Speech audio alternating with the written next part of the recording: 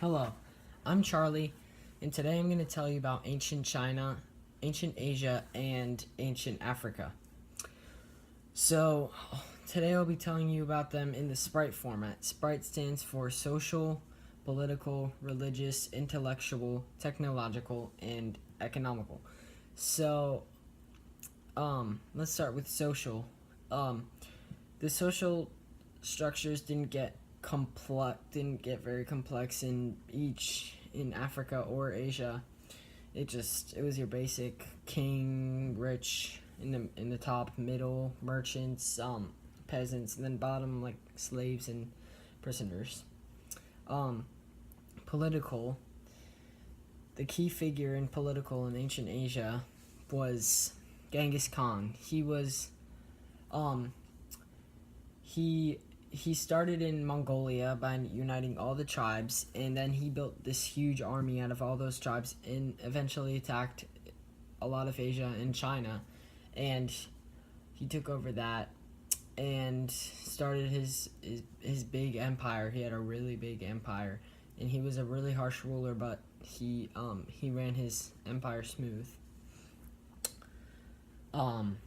Next is religious. So in ancient Asia, China especially, they worship their ancestors because they thought that the ancestors would make the rest of their life better if they acted good.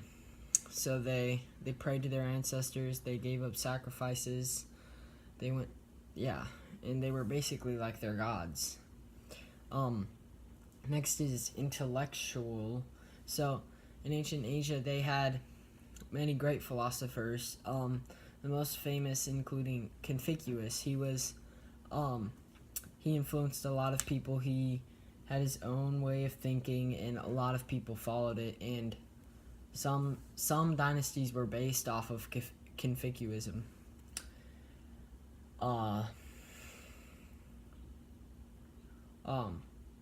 Next is technological. So in ancient Asia, especially in the Tang and Song dynasties, they created gunpowder. First typewriter. Well, it wasn't really a typewriter. It was like a way to type though.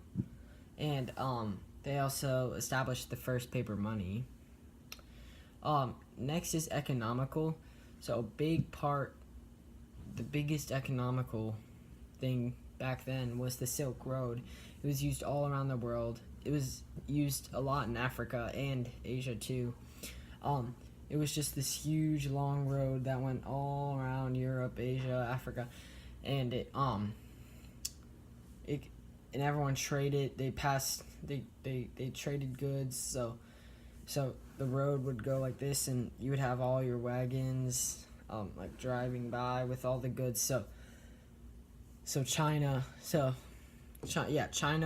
would send something on the Silk Road over to Africa, and then Africa would receive it and put their thing back, like what they traded for. So it was a big trading post.